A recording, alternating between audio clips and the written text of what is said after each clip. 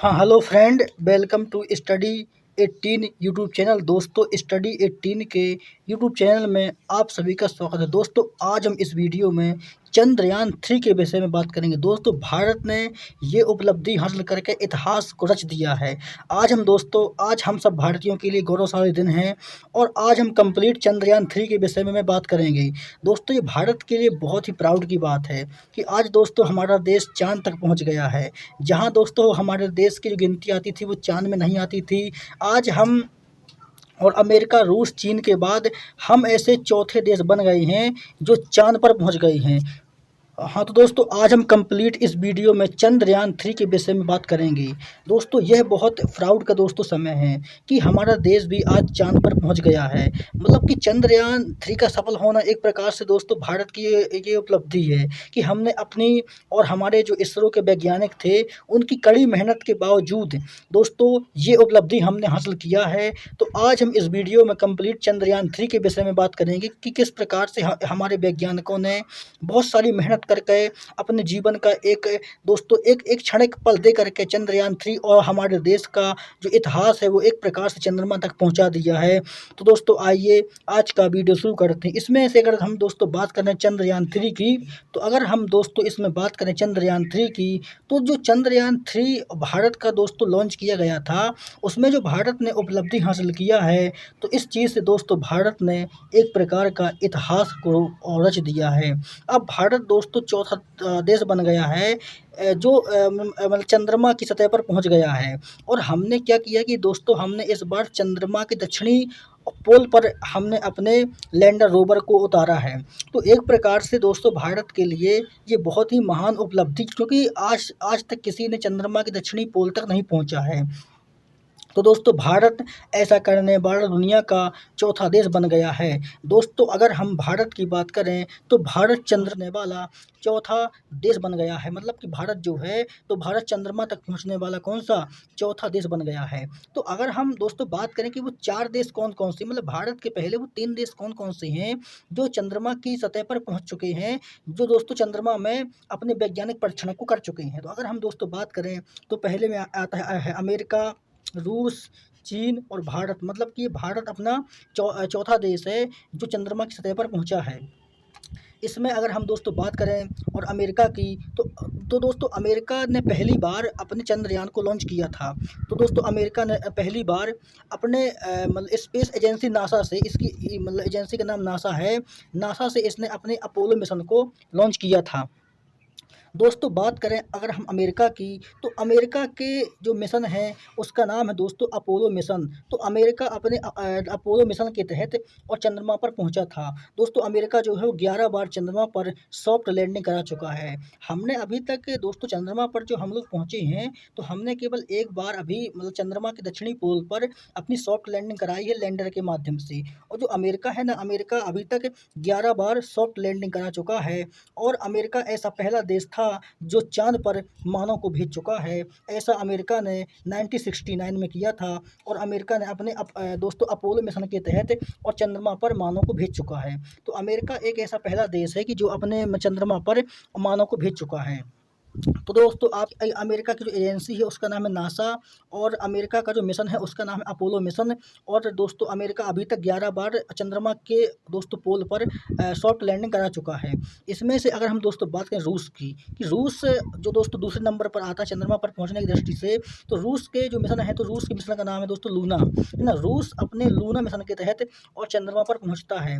इसकी जो space agency है उसका नाम है रोसकॉसमोस। तो जो रूस है ना, तो रूस अपनी रोसकॉसमोस, जैसे अपनी भारत की जो स्पेस एजेंसी है उसका नाम इसरो, ऐसी दोस्तों रूस की जो स्पेस एजेंसी है उसका नाम है रोसकॉसमोस। क्या है? रोसकॉसमोस। और दोस्तों रूस अभी तक क्या है 25 बार चंद्रमा पर पहुंच चुका है। रूस का हाल ही में दोस्तों रूस का हाल ही में लूना 25 है ना, लूना 25 नाम से चंद्रमा पर एक मिशन भेजा गया था। तो आखिर वो जो रूस का लूना 25 मिशन था वो असफल मतलब हो गया था। अभी दोस्तों 23 में इसी महीने अगस्त में अपने दोस्तों चंद्रयान 3 के पहले रूस ने और चंद्रमा पर लूना 25 को भेजा था। तो जो रूस का लूना 25 मिशन है वो दोस्तों किसी कारणवश से असफल हो गया था। तो रूस ने अपने 25 मिशन को चंद्रमा पर भेज चुका है। और जो रूस का लूना 25 था वो अभी तक क्या है दोस्तों 2023 में इसका 25वां मिशन था जो फेल हुआ है।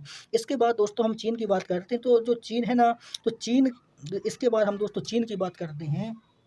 तो चीन का जो मिशन है उसका नाम है चांग-ई। तो चीन अपने चांग-ई मिशन के तहत अपने जो स्पेस मतलब स्टेशन है, जो अपने लॉन्चर है उनको लॉन्च करता है। और दोस्तों अभी तक 3 मिशन को लॉन्च कर चुका है।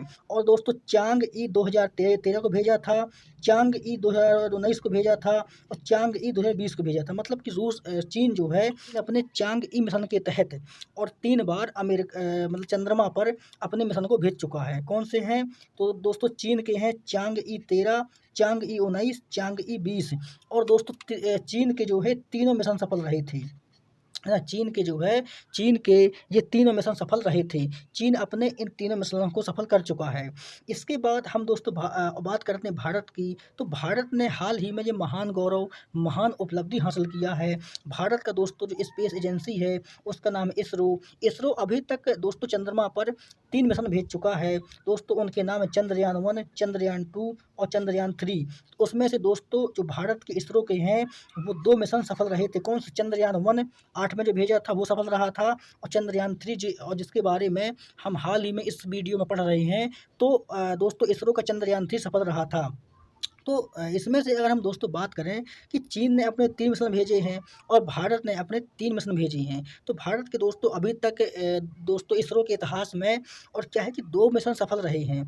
और जो इसका तीसरा मिशन था चंद्रयान 2 जो 2019 में इसरो ने भेजा था, तो उसमें से किसी कारणवश से और वो जो है स्पेस एजेंसी जो है वो असफल हो गया था। इसके बाद हम दोस्तों बात करते हैं कि भारत ने महान उपलब्धि कैसे हासिल किया है, इसके बारे में मैं और दोस्तों बात करते हैं। तो दोस्तों क्या होता है कि चंद्रमा का जो पोल दक्षिणी पोल है, अब जैसे दोस्तों पृथ्वी का होता है उत्तरी पोल, दक्षिणी पोल, इसी प्रकार का दक्षिणी पोल है। तो चंद्रमा के दक्षिणी पोल में और दोस्तों इसरो ने अपने इस दोस्तों चंद्रयान 3 को भेजा था। दोस्तों भारत ऐसा पहला देश है जो चंद्रमा के साउथ पोल पर अपने मिशन को भेजा है। और साउथ पोल पर मिशन को भेजने के साथ ही ये दोस्तों जो भारत का मिशन चंद्रयान 3 है वो सफल भी हुआ है। तो एक प्रकार से हम बोल सकते हैं कि भारत ने ऐसी पूरी दुनिया में पहली उपलब्धि हासिल किया है कि जिसको चंद्रमा के साउथ पोल पर भेज करके और अपने मिशन को पहली बार में सक्सेसफुल बना दिया है। और सबसे पहली बात दोस्तों बजट की होती है। भारत में जितने रुपए में दोस्तों मूवी नहीं बनती है ना, उतने रुपए में और दोस्तों इसरो दिया है।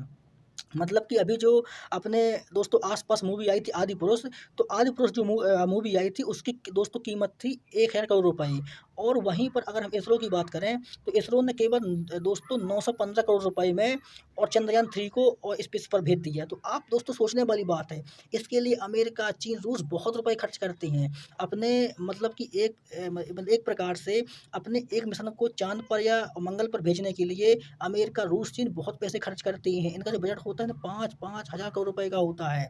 वहीं अगर भारत की बात करें तो भारत केवल दोस्तों जितनी मूवी नहीं बनती उससे कम रुपए में और अपने जो इसरो ने अपने दोस्तों मिशन को चंद्रमा पर भेज दिया है। तो एक प्रकार से दोस्तों काबिल तारीफ़ बात है ये। वाक़ई में हमारे देश के जो वैज्ञानिक हैं, इसरो की जो टीम है बहुत तारीफ़ के योग्य है कि उन्होंने इस प्रकार से जो है एक कम पैसे पर भी जो है चंद्रयान 3 को अपने मिशनों को लॉन्च किया है। दोस्तों हम इसके बाद बात करते हैं कि प्रत्येक देश चंद्रमा पर क्यों जाना चाहता है, कि दोस्तों ये इतने पैसे क्यों खर्च करती हैं चाँद पर जाने के लिए, मंगल पर जाने के लिए प्रत्येक देश इतने सारे पैसे खर्च क्यों करती हैं। भाई इतने सारे पैसे खर्च ना करें, अपने यहाँ स्कूल बनवा लें, अस्पताल बनवा लें, कोई से मानो काम कर लें, अच्छे कल्याणकारी काम कर दें, सरकारी काम कर लें, लेकिन नहीं, ये देश जो है दोस्तों ये चंद्रमा पर क्यों जाना चाहते हैं, मंगल पर क्यों जाना चाहते हैं, तो इसके बारे में हम बात करते हैं कि आखिर देश यहाँ पर जाते क्यों हैं, इनको कौन सा फ़ायदा है।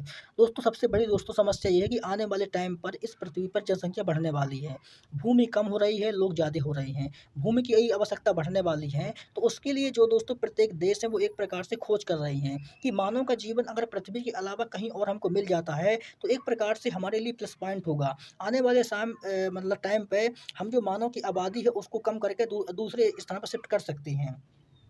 तो दोस्तों जो प्रत्येक देश और चंद्रमा पर जाते हैं उनका दोस्तों सबसे पहला कारण होता है पानी की संभावना। दोस्तों पानी को ढूँढने के लिए जाते हैं। धातुओं की संभावना, दोस्तों प्रत्येक देश लगा हुआ कि मुझको धातु कहीं पर धातु के भंडार मिल जाएँ, कहीं पर धातु की कोई सी दोस्तों खदान मिल जाए ताकि हम वहाँ पर अपने दोस्तों लगा कर के एक प्रकार से स्टेशनों को वहाँ से बहुत अधिक मात्रा में धातु को निकाल सकें और पैसे को कमा सकें। उसके बाद इनका जो दोस्तों तीसरा उद्देश्य होता है वो दोस्तों होता है मंगल ग्रह पर जाने का रास्ता। इसमें से क्या होता है दोस्तों, अगर आपको ग्रहों पर जाना है तो सबसे पहले आपको उपग्रह पर जाना पड़ता है। तो अगर ये चंद्रमा पर कुछ भी चीज़ों को ढूँढ लेते हैं, वहाँ पर मान लो पेट्रोलियम ढूँढ लेते हैं, पानी को ढूँढ लेते हैं, तो एक प्रकार से यहाँ पर वे दोस्तों किसी भी चीज़ की पंपिंग कर सकती हैं। उसके साथ ही यहाँ पर रुक सकते हैं और रुकने के साथ-साथ अपने जो दोस्तों इनके जो स्पेस ग्रह है वो सीधे मंगल पर भेज सकती हैं। इसके बाद दोस्तों है स्पेस टेक्नोलॉजी को बढ़ावा, मतलब प्रत्येक देश एक दूसरे से आगे निकलने की होड़ में लगे हुए हैं। जो आज दोस्तों विकासशील और विकसित देश हैं, वो एक दोस्तों एक प्रकार से अपने आप को अच्छा साबित करने में लगे हुए, अपने आप को ताकतवर साबित करने में लगे हुए हैं। तो इसी चक्कर में दोस्तों वो एक के बाद एक जो है स्पेस मतलब कि जो प्रोग्रामों को लॉन्च कर रही हैं। उनको लग रहा है कि दोस्तों जो मतलब कि जैसे अमेरिका है, रूस, चाइना, चीन, जापान, तो एक प्रकार से ये आगे निकलना चाहते हैं मतलब एक-दूसरे से। तो उसी के चक्कर में जो है ये एक प्रकार से अपनी टेक्नोलॉजी, स्पेस स्टेशन एक और कहीं न कहीं प्रकार से ये अपने आप को लॉन्च कर रही हैं। इसके बाद हम दोस्तों आगे बात करते हैं। तो इसके बाद दोस्तों बात करते हैं भारत की। भारत में हमने अभी दोस्तों इसके पिछले पेज पर दोस्तों देखा कि किस प्रकार से पूरी दुनिया में दोस्तों उपग्रहों को लॉन्च किया जा रहा है और एक प्रकार से उपग्रहों पर अपने दोस्तों जो इनके प्रोग्राम हैं वो पहुँचाए जा रहे हैं। इसके बाद हम बात करते हैं कि भारत के जो इसरो है, तो भारत के इसरो ने अपने चंद्रयान 3 को किस प्रकार से लॉन्च किया है, अभी तक जो भारत के इसरो का इतिहास क्या रहा है। और दोस्तों यहाँ पर हम चंद्रयान 1 के बारे में जानेंगे, चंद्रयान 2 के बारे में जानेंगे, चंद्रयान 3 के बारे में जानेंगे। इसके बाद दोस्तों हम बात करते हैं कि अभी तक हमारे इसरो ने और चंद्रमा के विषय पर मतलब कि चंद्रमा पर जो भी अपने प्रोग्रामों को भेजा है, तो चंद्रमा के विषय पर अभी तक इसरो ने केवल 3 प्रोग्रामों को भेजा है। कौन-कौन से दोस्तों, चंद्रयान 1, चंद्रयान 2 और चंद्रयान 3। तो अभी तक इसरो ने केवल 3 मिशनों को भेजा है। वहीं अगर हम अगर चंद्रयान 1 की बात करें, तो दोस्तों चंद्रयान 1 को 22 अक्टूबर 2008 को लॉन्च किया गया था। इसका जो खर्च आया था दोस्तों 386 करोड़ रुपए खर्च आया था और इसका जो वेट था वो कितना 380 किलो इसका वेट था। और इसमें अगर हम बात करें कि इसका मुख्य उद्देश्य क्या था, इसको भेजने के लिए जो इसरो है उसका मुख्य उद्देश्य क्या था, तो जो दोस्तों चंद्रयान 1 था इसका मुख्य उद्देश्य था चाँद की सतह पर पानी की खोज करना और दोस्तों ये एक प्रकार से सफल रहा था। तो जब हमने चंद्रयान 1 को पहली बार 2008 में और दोस्तों चंद्रमा पर भेजा था, तो हमने जैसे इसको भेजा था, तो इसको दोस्तों अपने ऑर्बिट में चक्कर काटने के बाद जैसे ये और चंद्रमा की सतह पर पहुँचा था, तो एक प्रकार से सफल मिशन रहा था ये। ये भारत का पहला चंद्रयान 1 था, जहाँ पर चंद्रमा की सतह पर जाकर के सफलता प्राप्त किया था। इसके बाद दोस्तों हमने चंद्रयान 2 को भेजा, तो हमने चंद्रयान 2 को 2019 में भेजा था और इसको दोस्तों भेजने के लिए 978 करोड़ रुपए का खर्च आया था और इसका जो वेट था वो 3870 केजी इसका वेट था। तो वेट भी ठीक था और इसका जो खर्च आया था वो 978 करोड़ रुपए इसका खर्च आया था। इसका मुख्य उद्देश्य क्या था? इसका दोस्तों मुख्य उद्देश्य था कि चंद्रमा के दक्षिणी ध्रुव पर पहुँचना। मतलब कि जो काम चंद्रयान और दोस्तों थ्री ने किया है, वही काम जो भारत के वैज्ञानिक लोग हैं वो चंद्रयान 2 से करवाना चाहते थे। लेकिन किसी कारणवश से दोस्तों क्या है कि ये 90% तो सफल रहा था। लास्ट में क्या है कि दोस्तों कि लैंडर और रोवर का संपर्क टूट गया था। एक प्रकार से जो वैज्ञानिक यहाँ से देख रहे थे, तो उनका संपर्क टूट गया था। तो वहीं पर हम दोस्तों बात करें कि ये पानी और खनिजों की खोज के लिए गया था, लेकिन ये 10% आया था। तो चंद्रयान 2 को पूर्ण तरह से कह सकती हैं, क्योंकि दोस्तों इसका 90% जो काम था वो सफल रहा था। लेकिन जैसे ही संपर्क टूट गया था वैज्ञानिकों का, तो एक प्रकार से जो इसका काम था पानी और खनिजों की खोज करना, वो इसका दोस्तों जो भाग होता है वो 10% असफल हो गया था। उसके बाद दोस्तों हमारे वैज्ञानिकों ने चंद्रयान 3 को लॉन्च किया और चंद्रयान 3 को दोस्तों 14 जुलाई 2023 को लॉन्च किया गया था। दोस्तों इसको आंध्र प्रदेश के श्रीहरिकोटा जो स्पेस स्टेशन है वहाँ से इसको लॉन्च किया गया था। इसको लॉन्च करने में 615 करोड़ रुपए का खर्च आया था। आप यहाँ पर दोस्तों देख सकते हैं 615 करोड़, मतलब कि भारत में एक मूवी जो बनती है नॉर्मल मूवी वो 1200-1300 मतलब करोड़ रुपए की होती है, लेकिन यहाँ पे कितना 615 करोड़ रुपए खर्च आया था चंद्रयान 3 को लॉन्च करने में। और इसका जो वेट था वो दोस्तों 3900 केजी था, मतलब कि 3900 केजी इसका वेट था। इसका मुख्य उद्देश्य क्या था? तो दोस्तों तो इसका मुख्य उद्देश्य था कि चंद्रमा के दक्षिणी ध्रुव पर पहुँचना। मतलब कि जो काम चंद्रयान 2 के द्वारा होना था, तो जब चंद्रयान 2 दोस्तों असफल हो जाता है, तो वही काम चंद्रयान 3 ने किया। चंद्रयान 2 का भी काम था कि हमको चंद्रमा के दक्षिणी ध्रुव पर पहुँचना है, वहाँ पर पानी और वहाँ जो मिनरल्स है उनकी खोज करना है, खनिजों की खोज करना है। और वही काम चंद्रयान 3 का था। चंद्रयान 3 का भी काम दोस्तों यही था कि हमको भी और चंद्रमा के दक्षिणी पोल पर पहुँचना है, और वहाँ पर पानी का पता लगाना है, खनिजों का पता और लगाना है। तो एक प्रकार से दोस्तों चंद्रमा के दक्षिणी ध्रुव पर इसका काम पहुँचना था और वहाँ पर पानी और खनिज का पता लगाना था। तो एक प्रकार से कहा जाए तो चंद्रयान 3 का जो काम था वो तो वही काम चंद्रयान 2 का था। अगर हम दोस्तों चंद्रयान 2 के टाइम पे सफल हो जाते, तो आज हम दोस्तों किसी और मुकाम पर होते। हमने अगर वहाँ पर पानी का पता लगा लिया होता, मिनरल्स का पता लगा लिया होता, सॉफ्ट लैंडिंग करवा ली होती, तो हमारे लिए आगे का काम आसान हो जाता। तो ये जो दोस्तों चंद्रयान 3 मिशन है, तो ये चंद्रयान 3 मिशन दोस्तों 100% सफल रहा है। और यह दोस्तों 23 अगस्त को इसकी सफलता हमारे वैज्ञानिकों ने प्राप्त कर ली है। तो अगर चंद्रयान 3 की बात करें, तो चंद्रयान 3 में बाई मिस्टेक कुछ नहीं हुआ है ना। और अब चंद्रयान 3 की बात करें तो चंद्रयान 3 में एक भी मिस्टेक नहीं हुआ है और ये 100% सफल रहा है। इसके बाद हम दोस्तों बात करते हैं कि भारत देश जो है भारत, तो अब दोस्तों भारत दक्षिणी ध्रुव पर पहुंचने वाला दुनिया का पहला देश बन गया है और जिसने दोस्तों सॉफ्ट लैंडिंग करवाई है। सबसे बड़ी बात दोस्तों सॉफ्ट लैंडिंग हो। सॉफ्ट लैंडिंग का मतलब दोस्तों होता है कि जब लैंडर नीचे उतरता है, जब उस लैंडर के अंदर दोस्तों रोवर होता है, जब वह लैंडर नीचे उतरता है तो क्या है कि चंद्रमा में ग्रेविटी कम है, चंद्रमा में क्या है ग्रेविटी कम है। आप जब नीचे उतरेंगे तो आपको उतरने की इतनी स्पीड होती है कि वहाँ पर गुरुत्वाकर्षण कम है, इसीलिए आप बहुत तेज़ी से जब आप तेज़ी से नीचे उतरेंगे तो आपका जो लैंडर है ना वो एक प्रकार से क्षतिग्रस्त हो सकता है। वही चीज़ हुआ था चंद्रयान 2 में, उसका लैंडर डैमेज हो गया था। लैंडर ने पूरी तरह से अपना काम नहीं किया था, तो रोवर भी उसके बाहर नहीं आया था और ये मिशन जो है असफल हो गया था। उसके बाद दोस्तों हम बात करते हैं चंद्रयान 3 के बारे में कि जो चंद्रयान 3 हमारे वैज्ञानिकों ने भेजा है, तो चंद्रयान 3 जो हमारे वैज्ञानिकों ने भेजा है, तो चंद्रयान 3 को भेजने के पहले हमारे वैज्ञानिकों का लक्ष्य क्या था, मतलब किस कारण से कौन-कौन से लक्ष्य थे हमारे वैज्ञानिकों के, मतलब चंद्रयान 3 को भेजने के लिए हमारे वैज्ञानिकों का लक्ष्य क्या था, चंद्रयान 3 का मेन कार्य क्या था, इसके बारे में बात करते हैं। तो दोस्तों चंद्रयान 3 का जो मेन कार्य था वो था कि चंद्रमा के दक्षिणी ध्रुव पर सॉफ्ट लैंडिंग करवाना लैंडर के माध्यम से। मतलब कि जैसे चंद्रयान 3 हमारा जाएगा, लैंडर नीचे उतरेगा, वो चंद्रमा की सतह पर सॉफ्ट लैंडिंग करेगा, है ना? सॉफ्ट लैंडिंग करेगा। उसके बाद इसका जो दोस्तों दूसरा कार्य था वो था रोवर को चाँद की सतह पर चलाना और दुनिया को दोस्तों दिखाना कि रोवर को चाँद की सतह पर चला करके दुनिया को दिखाना था। इसके बाद हम बात करते हैं खनिजों और पानी की खोज करना, मतलब खनिज की खोज करना और पानी की खोज करना, तो ये भी चंद्रयान 3 का मेन उद्देश्य था। इसके बाद दोस्तों हम आगे बात करते हैं। इसके बाद दोस्तों हम बात करते हैं चंद्रयान 3 के लॉन्चिंग रॉकेट के बारे में बात करते हैं कि आखिर चंद्रयान 3 को कौन से रॉकेट से लॉन्च किया गया था। अगर हम दोस्तों इसकी लॉन्चिंग डेट की बात करें तो ये 14 जुलाई 2023 को लॉन्च किया गया था और इसको श्रीहरिकोटा आंध्र प्रदेश से लॉन्च किया गया था।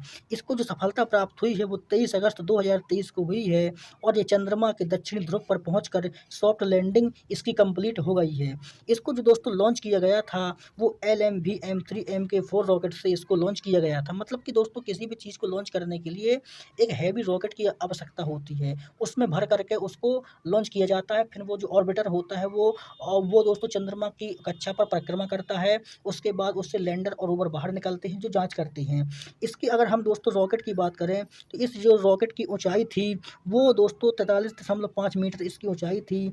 इसकी जो चौड़ाई थी वो दोस्तों 10.4 मीटर इसकी चौड़ाई थी और इसका जो वेट था वो 642 टन इसका वेट था। इसमें दोस्तों खर्च की बात करें तो पूरे चंद्रयान 3 का जो खर्च आया है वो 615 करोड़ रुपए इसका खर्च आया है।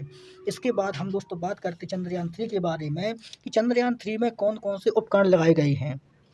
कौन-कौन से जो उपकरण हैं वो दोस्तों चंद्रयान 3 के लिए काम कर रहे हैं, इसके बारे में हम बात करते हैं। तो अगर हम दोस्तों चंद्रयान 3 के उपकरणों की बात करें तो दोस्तों चंद्रयान 3 में जो उपकरण लगे हैं वो लगे हैं लैंडर, रोवर और ऑर्बिटर। लैंडर, रोवर और ऑर्बिटर। तो जो चंद्रयान-3 में जो उपकरण लगाए गए हैं, तो वो लगाए गए हैं, लैंडर लगा है, रोवर लगा है और ऑर्बिटर लगा है। इसके बारे हम दोस्तों विस्तार से पढ़ते हैं कि लैंडर क्या होता है, रोवर क्या होता है, ऑर्बिटर क्या होता है, इसके बारे में हम कंप्लीट पढ़ते हैं। तो अगर हम दोस्तों लैंडर की बात करें तो दोस्तों लैंडर को विक्रम कहा जाता है, रोवर को प्रज्ञान कहा जाता है। और इसमें से अगर हम दोस्तों बात करें कि लैंडर क्या होता है, दोस्तों लैंडर का काम होता है चाँद की सतह पर सॉफ्ट लैंडिंग करना। जब वह लैंडर चाँद की सतह पर उतरता है, उसका काम होता है सॉफ्ट लैंडिंग करना। जैसे दोस्तों हवाई जहाज़ नहीं होता, तो हवाई जहाज़ जब जब एयरपोर्ट पर मतलब उतरता है, एक प्रकार से सॉफ्ट लैंडिंग करता है। धीरे-धीरे, धीरे-धीरे और धरती पर आता है और एयरपोर्ट पर आता है। एक प्रकार से बहुत स्मूथ लैंडिंग करता है और आराम से आकर रुक जाता है। वही काम लैंडर का था। लैंडर को दोस्तों जब चाँद की सतह पर उतरना था, तो उसको एक प्रकार से बहुत धीरे-धीरे, धीरे-धीरे उतरना था और वहाँ पर एक प्रकार से चाँद की सतह पर सॉफ्ट लैंडिंग करवानी थी। तो इसका काम था दोस्तों चाँद की सतह पर सॉफ्ट लैंडिंग करवाना। और दोस्तों लैंडर के अंदर रोवर होता है। जब वो सॉफ्ट लैंडिंग करता, उसका गेट खुलता, उससे बाहर कौन निकलता? उससे बाहर निकलते रोवर भाई साहब। जब वो निकलते तो जाँच करते पूरी चंद्रमा की, चंद्रमा पर है कैसा। तो आपने दोस्तों इस टाइप का रोवर देखा होगा कि आप इस फ़ोटो में और इसमें लैंडर को देख सकते हैं। इसके बाद दोस्तों हम बात करते हैं रोवर की, तो रोवर दोस्तों क्या होता है, इसके बारे में हम बात करते हैं कि रोवर क्या होता है। तो ये 6 पहियों की गाड़ी होती है। चाँद की सतह पर घूमना इसका काम होता है, सैंपल जुटाना और इन्फॉर्मेशन को लैंडर को देना। तो रोवर का जो काम होता है, आपने वो 6 पहिए वाली गाड़ी दोस्तों देखी होगी। ये रोवर जो होता है लैंडर के अंदर होता है। इसके अंदर ये होता है, लैंडर के अंदर रोवर होता है। और ये जो रोवर होता है दोस्तों, ये 6 पहियों की गाड़ी होती है और चाँद की सतह पर घूमना इसका काम होता है। ये घूम-घूम कर जाएगा, इसके पास 6 प्रकार के पहिए लगे होते हैं, पूरी चाँद की सतह पर घूमेगा और जब ये चाँद की सतह पर घूमेगा तो ये सैंपलों को जुटाएगा और सैंपल जुटाने के बाद ये इन्फॉर्मेशन को देगा और इन्फॉर्मेशन दोस्तों ये लैंडर को देता है। इसके बाद होता है मतलब ऑर्बिटर। लेकिन अगर हम आपको बताएँ कि जो ऑर्बिटर होता है वो इस बार चंद्रयान-3 में ऑर्बिटर नहीं था। केवल चंद्रयान-3 के साथ में लैंडर और रोवरों को साथ में भेजा गया था। इसमें चंद्रयान-3 में ऑर्बिटर नहीं था, क्योंकि तो इसमें से अगर हम दोस्तों बात करें कि ऑर्बिटर का काम क्या होता है, तो इसका काम चाँद की कक्षा में चक्कर लगाना होता है। ऑर्बिटर क्या करता है? ऑर्बिटर दोस्तों लगातार चाँद की कक्षा में चक्कर लगाता है। ये कनेक्ट होते हैं दोस्तों लैंडर और रोवर से। तो ऑर्बिटर क्या होता है कि लगातार चाँद की कक्षा में चक्कर लगाता है और दोस्तों ये मैपिंग करता है। मतलब मैपिंग क्या है दोस्तों? ये मैपिंग को भेजता है, फ़ोटो खींच कर भेजता है, फ़ोटो को धरती पर भेजता है, फ़ोटो दोस्तों चाँद की, जिसकी फ़ोटो चाँद की भेजता है।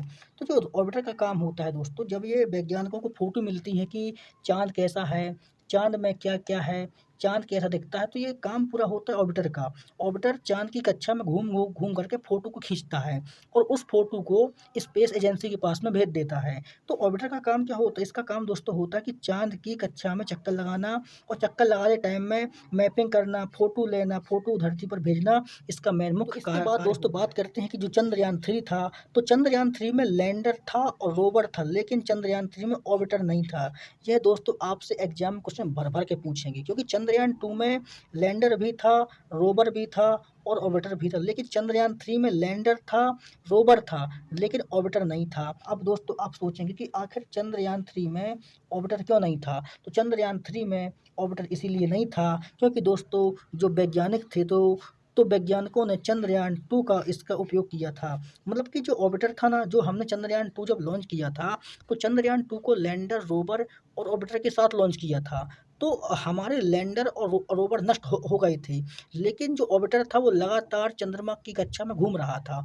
तो हमने उसी ऑर्बिटर का उपयोग कर लिया चंद्रयान-3 में, क्योंकि दोस्तों हमारे चंद्रयान-2 में लैंडर और रोवर नष्ट हुए थे, जबकि जो ऑर्बिटर था वो सेफ था। वो आज भी चंद्रमा की कक्षा में घूम रहा है। तो हमने दोस्तों इसी ऑर्बिटर का यूज़ किया है, इसीलिए हमने चंद्रयान-3 में लैंडर और रोवर को तो साथ में भेजा है, लेकिन हमने ऑर्बिटर को इसके साथ में नहीं भेजा है, क्योंकि ये दोस्तों जब हमने चंद्रयान-2 भेजा था, तो उसी समय तीनों को भेज दिया था और इस समय हमने उसको नहीं भेजा था, क्योंकि वो लगातार वो चंद्रमा की कक्षा में घूम रहा है, तो हमने उसी का यूज़ चंद्रयान-3 में कर लिया है। इसके बाद हम दोस्तों बात करते हैं, हमने चंद्रयान-3 के विषय में समझ लिया।